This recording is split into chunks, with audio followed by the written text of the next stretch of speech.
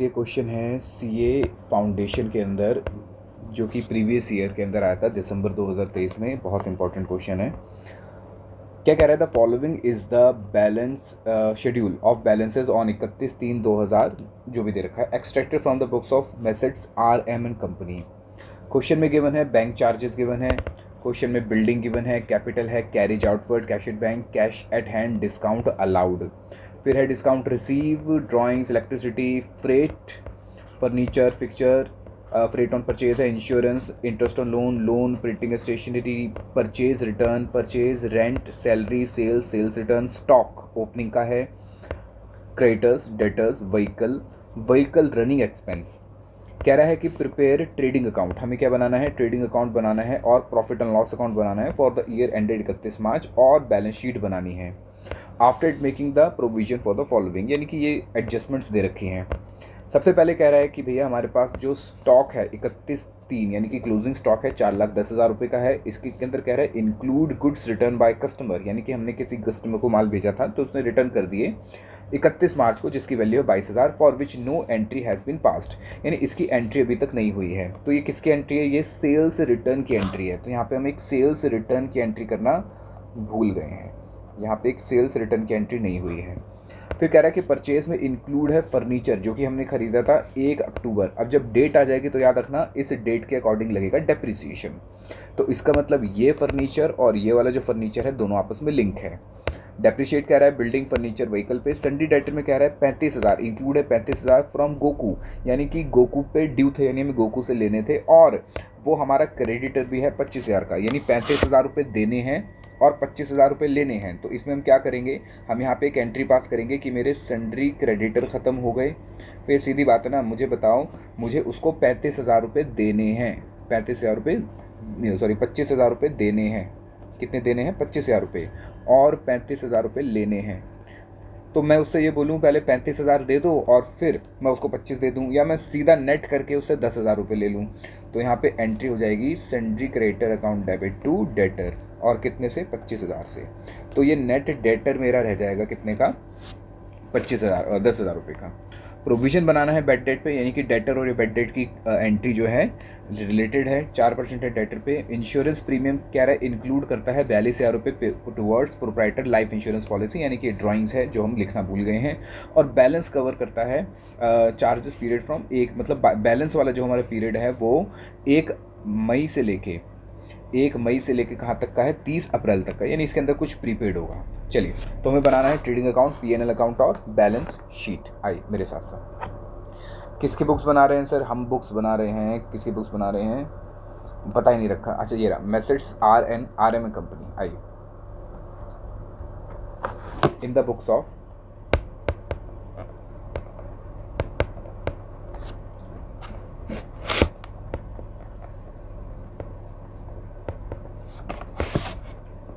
मेसेट्स R M and company. एक हमें बनाना है trading account,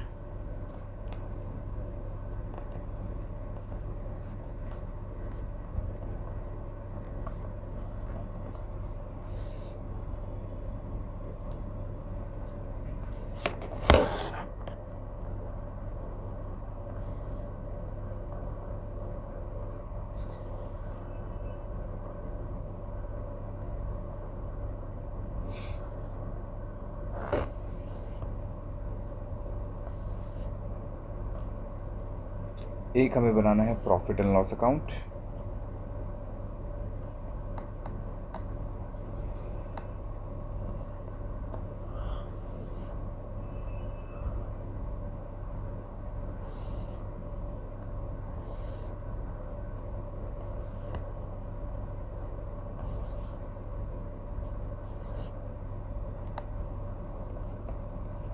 profit and loss account, और एक हमें बनानी है बैलेंस शीट। बैलेंस शीट बनती है as on 31 March. Balance sheet हमेशा एक डेट पे बनती है, मतलब एक डेट की बनती है।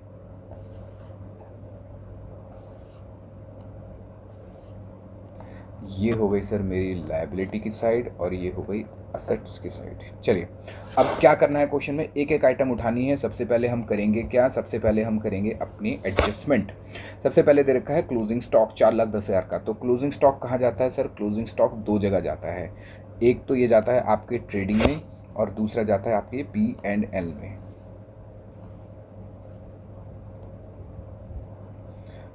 एक तो आपके जाता है ये ट्रेडिंग में और P&L में नहीं, बैलेंस शीट में। तो यहाँ आएगा बाय क्लोजिंग स्टॉक। कितने का क्लोजिंग स्टॉक है? क्वेश्चन में क्लोजिंग स्टॉक दे रखा है 4,10,000 रुपये का। तो यहाँ आ जाएगा 4,10,000। और कहाँ जाएगा ये? और ये जाएगा आपके एसेट्स में। क्लोजिंग स्टॉक 4,10,000 रुपये। फिर उसके बाद कह रहा है कि भाई हमें आगे कह रहा है कि एक 22,000 रुपये का सामान था जो कि उसने रिटर्न कर दिया था, लेकिन उसकी एंट्री करना भूल गए। तो सर ये जो 22,000 रुपये का सामान है, क्या ये स्टॉक में इंक्लूडेड है? हाँ, ये स्टॉक में इंक्लूडेड है, क्योंकि उसने कहा कि भाई इसमें दीज इंक्लूड गुड्स रिटर्न, यानी ये 4,10,000 में इंक्लूड हो चुका है, लेकिन हम एंट्री करना भूल गए किसकी? सेल्स रिटर्न की। तो क्या आप मुझे सेल्स रिटर्न की एंट्री बता सकते हैं? सेल्स रिटर्न की क्या एंट्री होती है? सर सेल्स रिटर्न की एंट्री होती है, मुझे बताइए क्या एंट्री होती है सेल्स रिटर्न की? सेल्स रिटर्न की एंट्री होती है sales return debit to debtor. तो यहाँ पे दो इम्पैक्ट आए सर, एक तो सेल्स पे इम्पैक्ट आया और दूसरा डेटर पे इम्पैक्ट आया। तो एक तो सेल्स पे इम्पैक्ट आया और दूसरे डेटर पे आइए। तो यहाँ पे मेरी सेल जो आएगी कहाँ पे आती है? ट्रेडिंग में आती है, bye sales.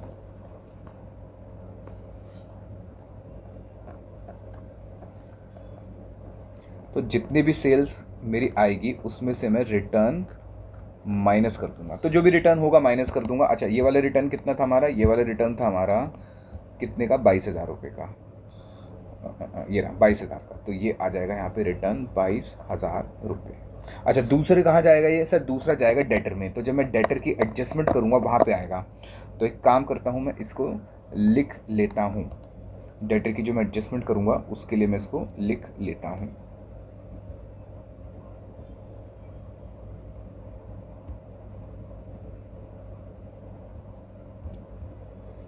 I working note, debtor adjustment. अब मेरे डेटर कितने के हैं? ट्रायल बैलेंस में चेक करें। अगर हम मेरे डेटर जो आ रहे हैं कौन से? टीबी वाले, टीबी। तो टीबी वाले डेटर हमारे कितने के हैं? चेक करें। अगर चेक करें कहाँ गए यही सब डेटर, ये रहा सर सेंड्री डेटर। डेटर है 12,90,000 के। तो टीबी वाले डेटर हो गए मेरे 12,90,000 के। अब इसके अंदर एक तो मेरे रिटर्न वाले हो गए, तो मैं माइनस कर देता हूँ कौन से? रिटर्न, जो कि एडजस्टमेंट वाली रिटर्न थी मेरी। तो मेरी एडजस्टमेंट वाली रिटर्न में कितने थे? 22,000 रुपये। ठीक है। उसके बाद डेटर से जुड़ी और कौन सी एडजस्टमेंट थी, आइए पूरा करते हैं। सर उसके बाद वो कह रहा था, ये रहा 22,000, तो ये हो गए। फिर उसके बाद कह रहा था सन्डी डेटर इंक्लूड 35,000, गोकू वाली एंट्री थी, और वो एंट्री मैंने कितने की करी? 25,000 की। तो 25,000 से मेरे गोकू नाम का जो क्रेडिटर था वो ख़त्म हो जाएगा, गोकू। इस एंट्री का इम्पैक्ट कहाँ पर आएगा सर? एक तो मेरे क्रेडिटर कम हो जाएंगे और एक मेरे डेटर। तो अगर मैं यहाँ एंट्री करना चाहूँ तो मैं इसकी एंट्री ऐसे कर सकता हूँ। क्या एंट्री करूँगा सर? इसकी एंट्री में करूँगा creditor, creditor debit to debtor, और कितने के? 25,000 रुपये के। ठीक है। तो एक तो मेरे ये क्रेडिटर यहाँ पे कम हो गए। ठीक है। चलिए, तो एक तो मेरे क्रेडिटर कम हो गए, एक डेटर कम हो गए। तो यहाँ पे मैं इसकी एंट्री साथ साथ यहाँ पे भी कर लेता हूँ। जो मेरे सन्ड्री क्रेडिटर्स होंगे, इस सन्ड्री क्रेडिटर्स में से माइनस हो जाएगा गोकू जो मेरा था, और वो कितने का था? 25,000 रुपये का। ठीक है। आइए, तो मैंने अभी कौन कौन सी एडजस्टमेंट कर दी सर? एक तो क्लोजिंग स्टॉक लिख दिया, उसके बाद जो 22,000 की एंट्री थी ये वाली, ये भी कंप्लीट कर दी। उसके बाद मैंने यहाँ पे जो इसने कहा था ये वाली एंट्री डेटर वाली, ये 35,000 और ये 25,000, ये भी कंप्लीट कर दी है। उसके बाद क्या कह रहा है ये उसके बाद प्रोविज़न बनाना है बैड डेट पे 4%। क्या कोई और बैड डेट, ये डेटर से जुड़ी हुई एडजस्टमेंट तो नहीं है? नहीं सर, और कोई डेटर से जुड़ी हुई एडजस्टमेंट नहीं है। तो यानी कि अब मैं कर सकता हूँ यहाँ पे अपने बैड डेट की कहानी।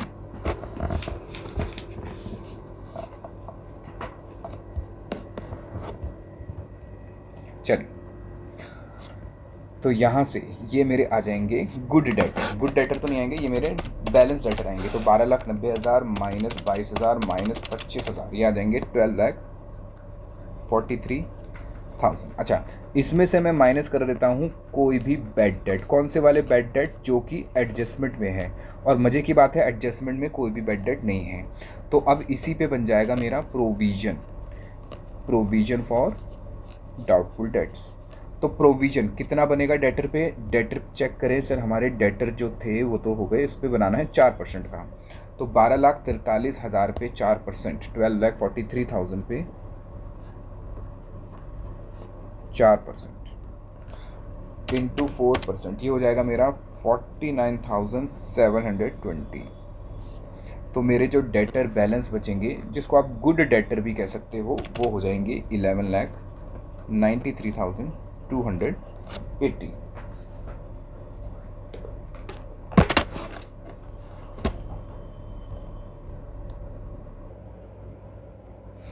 चलिए, तो ये एडजस्टमेंट भी हो गई है। अब हम लिख लेते हैं इसको यहाँ पे मेरे बैलेंस शीट में। बैलेंस शीट में आएगा सर ये डेटर्स। बताना ज़रा, डेटर कितने के थे सर? डेटर मेरे थे 12,43,000 के, जिसके ऊपर हमारा प्रोविज़न लग गया। कितने का प्रोविज़न लग गया? हमारा प्रोविज़न बन गया हमारा 49,720 का, 49,720। तो मेरे कितने के डेटर बच गए थे? 11,93,280 के, 11,93,280 के।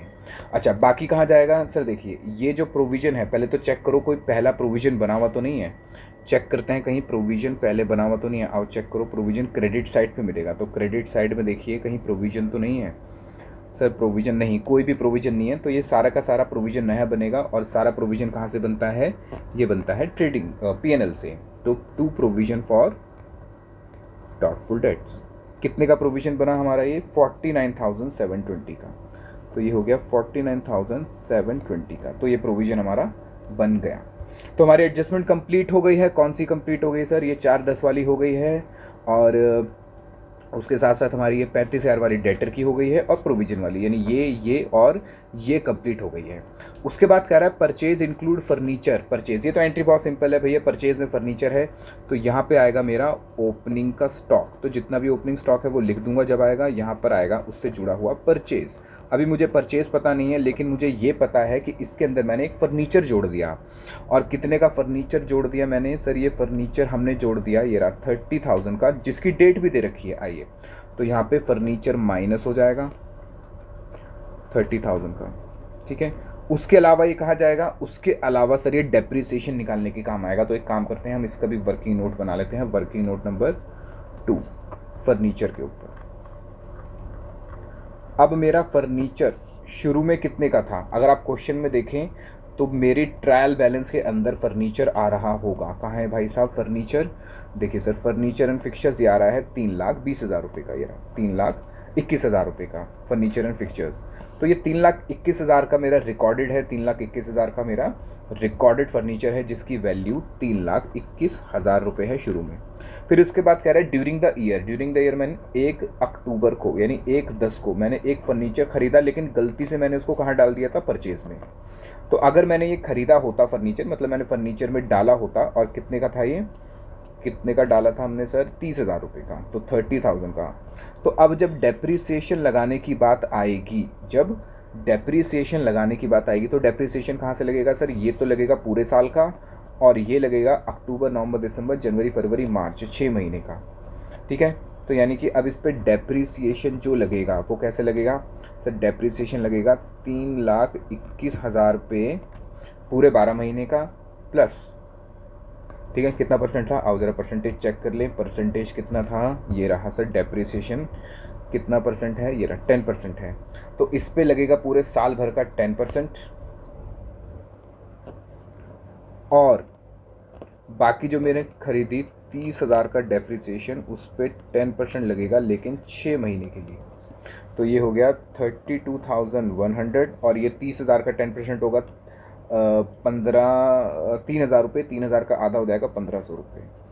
तो कुल मिला के मेरा डेप्रिसिएशन कितना आ गया, आओ ज़रा चेक करके निकाल लेते हैं। 32,100 प्लस 1,500, ये आ गया 33,600। ये मेरा टोटल डेप्रिसिएशन आ गया। आओ इसको भी लिख देते हैं साथ साथ। कहाँ लिखेंगे सर, इसको हम लिखेंगे P&L के अंदर, टू डेप्रिसिएशन। अच्छा, ये डेप्रिसिएशन किस पे निकाला हमने, फर्नीचर पे। कितना डेप्रिसिएशन निकाला, 33,600। बाकी जो डेप्रिसिएशन आएगा वो भी इसमें जोड़ दूंगा। उसके अलावा जो मेरा फर्नीचर है वो कहाँ जाएगा, वो जाएगा मेरे एसेट में। तो मेरा फर्नीचर कितने का था टोटल सर, 3,21,000 का था, 30,000 का और ख़रीदा, और इस पर डेप्रिसिएशन कितना लग गया, 33,600 का। ठीक है, तो 3,21,000 प्लस 30,000 माइनस 33,600,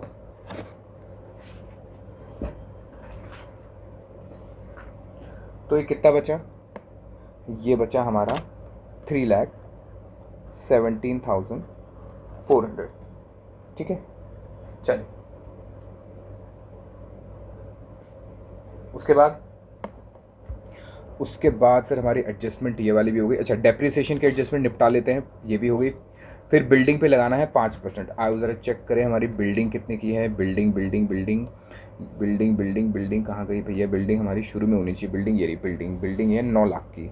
तो इस 9 लाख पे कितना डेप्रिसिएशन लगेगा, बिल्डिंग पे 5% का। आइए, तो 9 लाख पे डेप्रिसिएशन लगा देते हैं 5% का, और हमारे पास बिल्डिंग बच जाएगी। ठीक है, तो 9 लाख की बिल्डिंग है, इसमें से डेप्रिसिएशन 5% कितना हो गया, 9 लाख का 5% हो गया 45,000। तो 9 लाख माइनस 45,000, ये बचेगा 8,55,000। तो डेप्रिसिएशन कहाँ जाएगा, P&L में जाएगा। ये जाएगा P&L में, बिल्डिंग 45,000। उसके बाद आगे कह रहा है कि व्हीकल पे भी लगाना है 20%। आइए ज़रा व्हीकल चेक करें कितने के हैं सर। व्हीकल हमारे 30,000। सर ये रनिंग एक्सपेंस, ये हमारे रिवेन्यू एक्सपेंडिचर है, मतलब उसके मेंटेनेंस के खर्चे हैं। ये यहाँ पे मतलब ये इसमें ऐड नहीं होगा, किसमें, व्हीकल में ऐड नहीं होगा। तो व्हीकल 3 लाख के हैं, और व्हीकल पे लगाना है 20%। तो व्हीकल पे लगा लेते हैं हम 20%।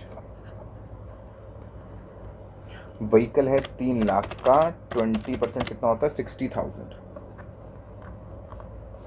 प्लस 45,000 प्लस 35,600, टोटल हो गया हमारा 1,38,600।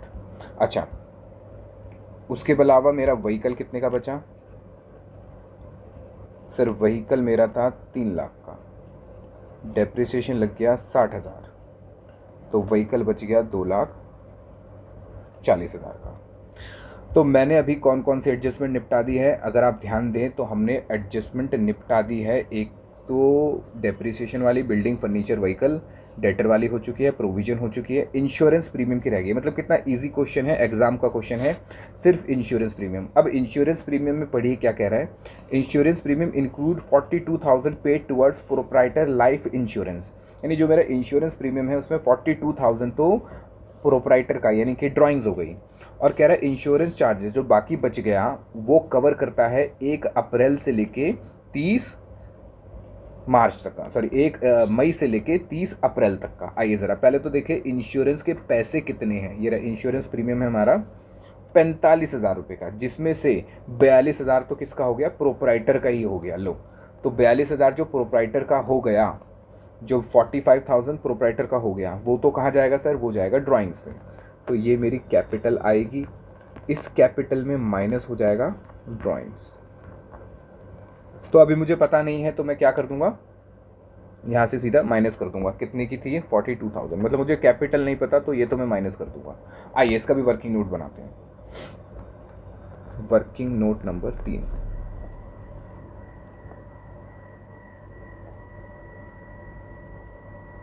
चलिए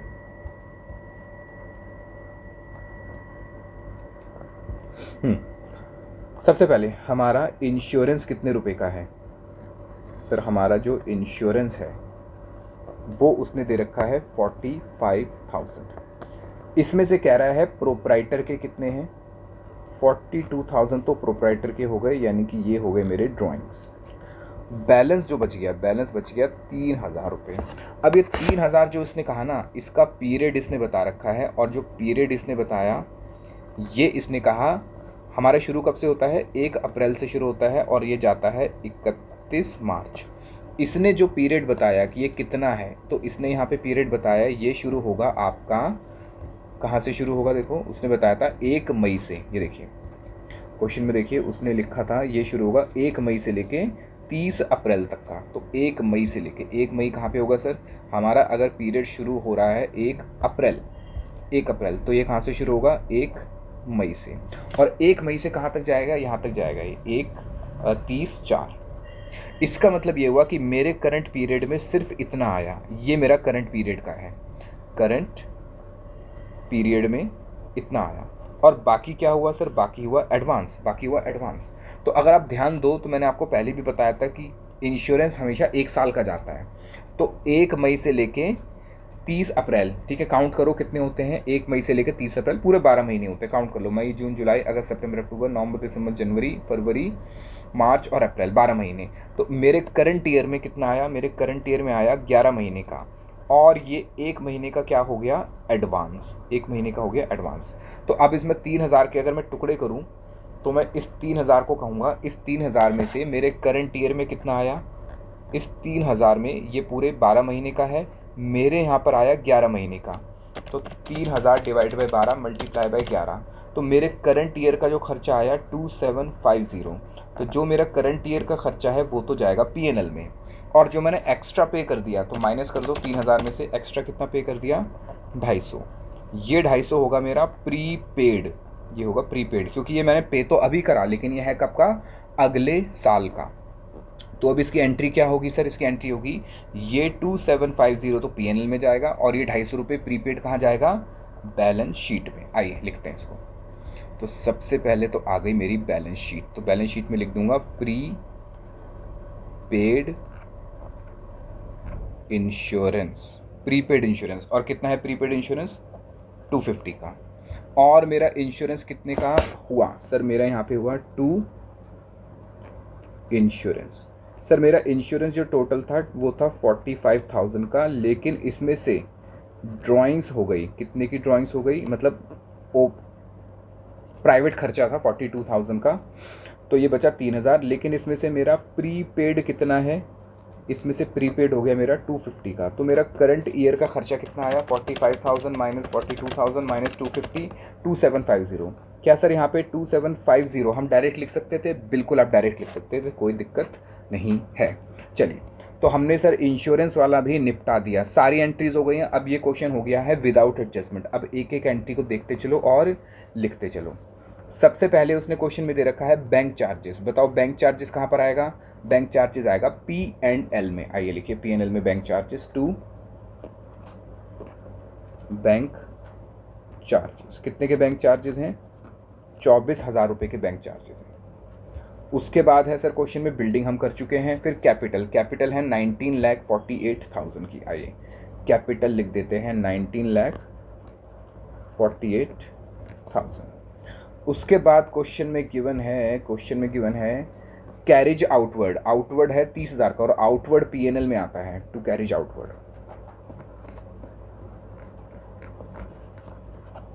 इनवर्ड आता है ट्रेडिंग में 30,000। ठीक है, अच्छा ये भी हो गया। उसके बाद कैश एट बैंक, यह 39,000 का, कहाँ जाएगा? बैलेंस शीट में। Cash at bank 30,000।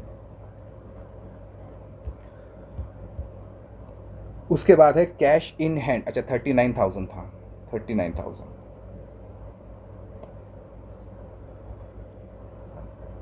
उसके बाद 21,000 है cash at bank, sorry cash in hand. Cash in hand कितना दे रखा है? 21,000। तो ये भी हो गया। कैश इन हैंड हमारा हो गया 21,000। फिर है डिस्काउंट अलाउड। अलाउड वाला तो मेरा खर्चा होता है, ये P&L में जाएगा, टू डिस्काउंट अलाउड कितना 36,000। फिर उसके बाद है डिस्काउंट रिसीव। डिस्काउंट रिसीव मेरी इनकम होती है, ये जाएगा इनकम साइड पे 24,000 रुपये बाय डिस्काउंट रिसीव 24,000 रुपये। उसके बाद क्वेश्चन में दे रखी है ड्राइंग्स 1,80,000 की। तो ड्राइंग्स हमने पहले एक तो वो लिख ली थी जो हमने गलती ठीक करी थी, एक ड्राइंग्स और हो गई मेरी। कितने की ड्राइंग्स है? 1,80,000 रुपये। उसके बाद क्वेश्चन में दे रखा है, उसके बाद ड्राइंग्स के बाद क्वेश्चन में दे रखा है इलेक्ट्रिसिटी चार्जेस हैं 33,000 के। इलेक्ट्रिसिटी चार्जेस मेरे खर्चे होते हैं, यहाँ जाएगा टू इलेक्ट्रिसिटी चार्जेस 33,000। तो इलेक्ट्रिसिटी चार्जेस भी हमने लिख लिए 33,000 के। उसके बाद है फ्रेट ऑन परचेज। अच्छा याद रखना, परचेज से जुड़े हुए खर्चे हमेशा कहाँ जाते हैं? ट्रेडिंग में। फ्रेट ऑन परचेज, क्या आप बता सकते हैं फ्रेट ऑन परचेज कितना है? सर फ्रेट ऑन परचेज है 18,000 रुपये। उसके बाद क्वेश्चन में दे रखा है फिक्चर, फर्नीचर एंड फिक्चर्स हमारा हो गया है। जनरल ऑफिस एक्सपेंस है 45,000 के, लिख लेते हैं जनरल ऑफिस एक्सपेंस टू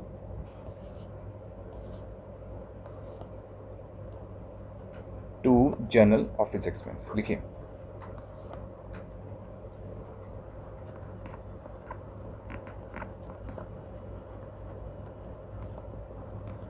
45,000।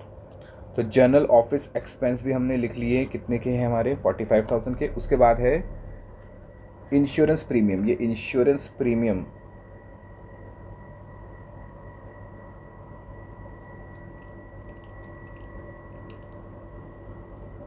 अच्छा इंश्योरेंस प्रीमियम है 45,000 का। ये जनरल ऑफिस एक्सपेंस लिख दिया यार 45,000।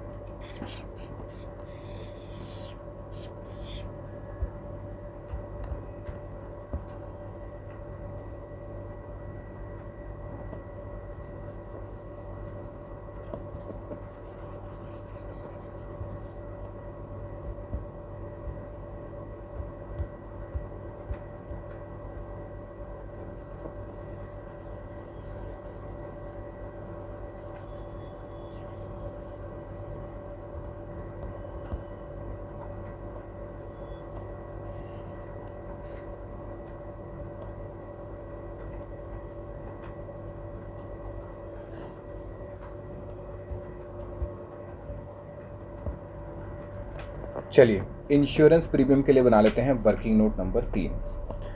हमारा इंश्योरेंस प्रीमियम क्वेश्चन में कितना गिवन है, आओ चेक करते हैं। इंश्योरेंस प्रीमियम क्वेश्चन में कितना गिवन है, आओ चेक करते हैं। सर इंश्योरेंस प्रीमियम गिवन है 82,500 का। क्वेश्चन में गिवन है इंश्योरेंस प्रीमियम 82,500। इसमें से कह रहा है कि प्रोप्राइटर वाले जो है वो है 42,000 के, मतलब ये 42,000 तो हो गए मेरे ड्राइंग्स। तो बैलेंस कितना बचा? बैलेंस मेरा ऑफिस का खर्चा हुआ, तो 82,500 माइनस 42,000, बैलेंस मेरा बचा 40,500। ठीक है, अब जरा समझिए क्या कह रहा है वो इस 40,500 में। उसने ये कहा कि ये जो पेमेंट हुई है ना, हमारा साल कब शुरू हो रहा है? 1 अप्रैल में, ख़त्म कब होगा? 31 मार्च में। इसने ये कहा, बात समझिए, इसने ये कहा कि इसकी जो पेमेंट हो रही है वो हो रही है 1 मई को। इसकी जो पेमेंट हो रही है कब हो रही है? 1 मई को। ठीक है, पेमेंट कब हो रही है इसकी? 1 मई को। अब 1 मई को पेमेंट जो हुई 1 साल के लिए हुई, और उसने कहा कहाँ तक हो गई है? 3 अप्रैल तक के लिए, 30 अप्रैल तक के लिए। तो इसका मतलब ये हुआ कि सर ये वाला जो खर्चा है ये तो हुआ मेरा करंट पीरियड में, ये मेरा आया करंट पीरियड में, और ये वाला जो खर्चा आया ये वाला खर्चा आया मेरा नेक्स्ट पीरियड में। यानी कि मैं कह सकता हूँ कि ये खर्चा हो गया मेरा एडवांस, जिसको आप कह सकते हो प्रीपेड। तो चेक करो कितने महीने हो गए? सर ये तो हो गया 1 महीना, ठीक है, यानी कि अप्रैल का महीना 1 महीना और ये हो गए 11 महीने। तो इसका मतलब ये हुआ इस 40,500 में से, इस 40,500 में से मेरा जो करंट ईयर का खर्चा आया, जो मेरा करंट ईयर का खर्चा आया वो आया 40,500 डिवाइडेड बाय, यानी 1/12 कर दूंगा, 1 महीने का आएगा, और इंटू 11 महीने, डिवाइड बाय 12 मल्टीप्लाई बाय 11, ये आएगा 37,125। और जो मेरा बैलेंस बच गया वो मेरा क्या होगा, प्रीपेड। तो 40,500 में से 1 महीने का निकाल दो, 1/12 कर दो, 40,500 डिवाइड बाय 12 माइनस करके भी निकाल सकते हो आप, ये होगा 33,000 और 3,375। ये आपका एडवांस है, ये बैलेंस शीट में जाएगा एज एन एसेट, और ये आपका करंट ईयर का खर्चा है, तो ये आपका पीएनएल में जाएगा डेबिट। ठीक है, चलिए तो इंश्योरेंस प्रीमियम लिख लेते हैं हम। इंश्योरेंस प्रीमियम, इंश्योरेंस प्रीमियम यहाँ लिखो 2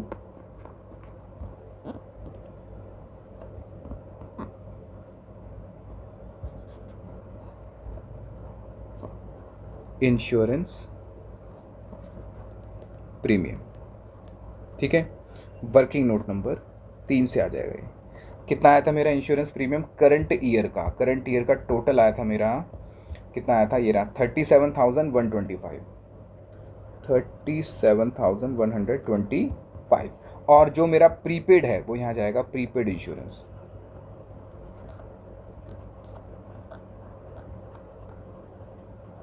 प्रीपेड इंश्योरेंस कितना आया था मेरा क्वेश्चन आंसर में, 3375। अच्छा, जो ड्राइंग्स है वो कहाँ माइनस हो जाएगी, वो माइनस हो जाएगी मेरी कैपिटल में से। तो 42,000 की ड्राइंग्स कहाँ माइनस हो गई, कैपिटल में से। ठीक है, तो ये हमने एडजस्टमेंट कर ली इसकी।